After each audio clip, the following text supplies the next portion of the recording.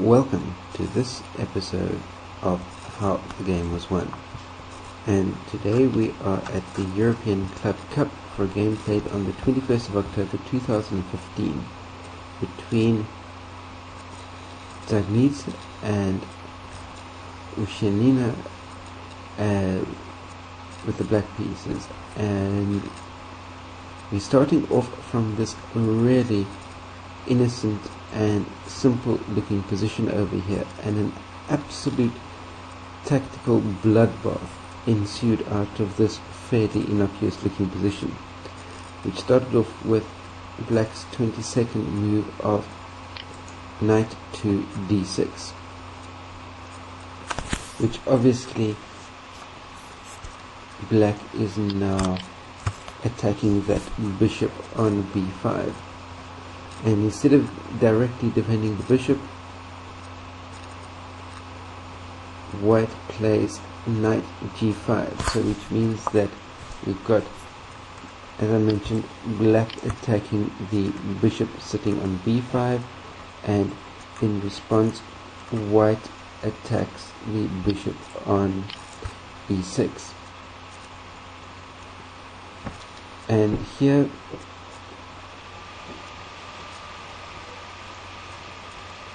black plays rook c8, and in the process the black tries to solve all her tactical problems with the rook exchange. If the rook is taken, then black should have absolutely no problems whatsoever equalizing the position. For instance, instead of playing rook c8, a better move for black could have been, for instance, playing knight b5, knight takes an e6 and a4, as was looking better and giving sort of black at least decent fighting chances. But after rook c8 opens up the possibility of playing rook c5, and after rook c5 the possibilities here are, for instance, playing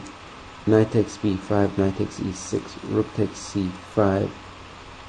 knight takes c5, b6 and knight d7, and that gives white the better position because black effectively will be losing a pawn through the situation, because there's absolutely no ways that black will be able to defend that b6 pawn. The other option in this situation would be, for instance, rook takes c5, d takes c5, knight takes in b5, knight takes in e6, bishop c3, king f2, bishop takes in e1, check, king takes in e1, which is a really unclear position but should still give white the slight advantage here. But instead of all of that, black played b6, which allowed knight takes in e6, bishop b takes c5, bishop d7, and c takes in d4. The alternative for black in this situation would have been, for instance, black rook b8, d takes in c5, knight e4 and c6, but it's still there's simply no ways that black will be able to stop that c4 from marching all the way through to the queening square. But instead of that, black played c takes in d4, which had followed on with bishop takes in c8, knight takes in c8, knight takes in g7, king takes in g7, e takes in on d4. And what we have here is that white has not only won a pawn, but the pawn sitting by its lonesome there on a5 is going to be falling in short succession as well. And the rest of the game from here on in is just a matter of sound technique for Dzagnidze and simply a matter of using the sound technique to convert your material advantage into a win. And although it might not look like an outright material advantage here, but once that a5 pawn falls, you're going to be sitting with the pawn advantage being the linked passed pawns sitting on a2 and b3. The game continued with a4, b takes a4, king f7, a5, king e6, bishop b4, king d7, bishop c5,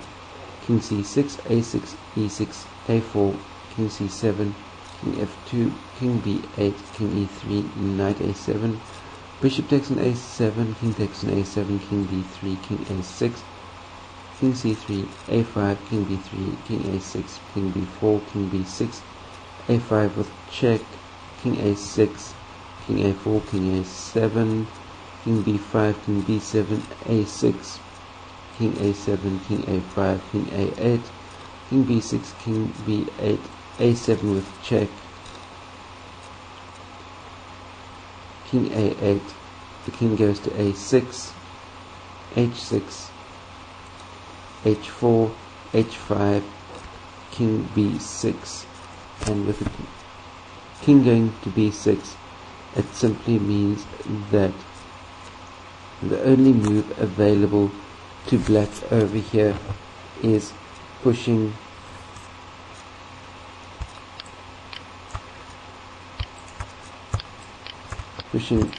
one of these two pawns, and whichever pawn black chooses to push will result in a pass pawn for white that will simply march through and queen. For instance, if black had to be playing e5 in this situation, then the correct move would be to take with the f pawn and march that pawn through. If black had to be playing g5, then the correct move would be to be taking again with the h pawn, and that pawn would then be marching straight through to the queening square, because the black king is pinned and stuck up in the upper corner. The one thing that white would be needing to be acutely aware of is not letting black get herself into a stalemate type of situation, but the Georgian number 1 is way strong enough of a player to be able to handle that quite comfortably. So in this position, black resigned, white picked up the win, and that is how the game was won. Feel free to share this video out amongst all of your chess friends. Remember to post any comments, questions, criticisms that you may have in the comment section down below, and remember to give this video a thumbs up if you like the content, thumbs down if not, because the thumbs up or thumbs down together with your comments down below will help me to produce better video content for you in the days and weeks going ahead. And last but by no means least, check out just below the video screen here on YouTube, you'll see a big red subscribe button. Hit that subscribe button and stay subscribed to my channel for all the new content that comes out on a day-to-day, week-to-week basis. Until we meet up next time for another episode of How the Game Was Won, stay carved up for the win out there. I'll see you then. Cheers.